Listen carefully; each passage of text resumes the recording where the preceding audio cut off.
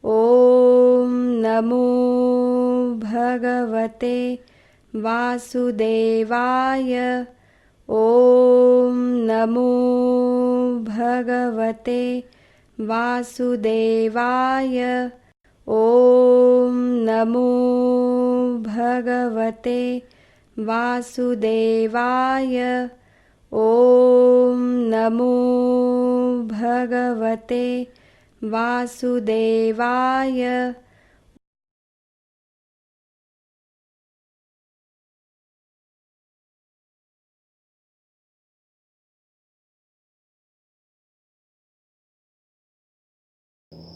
नाम जप का समय यहाँ समाप्त होता है। आशा है हर दिन की तरह आज भी आप सभी को नाम जप करते समय आध्यात्मिक स्तर के अनुभव अवश्य आए होंगे। आप हमें ये अनुभव भेजते रहिए। यदि किसी को कुछ कठिनाइयों का सामना करना पड़ा हो तो वो भी आप हमें भेजते रहिए। आपके द्वारा भेजे गए प्रश्न, शंकाएं, अनुभूतियाँ, इनका हम आगे के सत्संगों में आज की ही तरह विश्लेषण देखते रहेंगे। यह जो नाम सत्संग है, इस सत्संग के पश्चात सुबह 11:15 बजे से दोपहर 12 बजे तक बच्चों के लिए बाल संस्कार वर्ग का आयोजन किया जाता है। उसके पश्चात दोपहर 2:30 बजे से 3:15 बजे तक भाव सत्संग यह कार्यक्रम होता है। शाम को 4 बजे से 4:45 बजे तक नाम सत्संग का पुनः प्रसारण किया जाता है और रात को 8 बजे धर्म संवाद ये कार्यक्रम होता है, जिसका पुनः प्रसारण अगले दिन दोपहर 1 बजे किया जाता है। आप सभी से हमारी विनती है कि आप अपने मित्रजनों और परिवारजनों को इन सभी कार्यक्रमों का लाभ उठाने के लिए अवश्य प्रेरित करें। भगवान श्री कृष्ण जी की असीम कृपा से आज का यह नाम सत्संग यही संपन्न होता है, ऐसा मैं घोषित करती हूँ। नमस्कार। नमस्कार।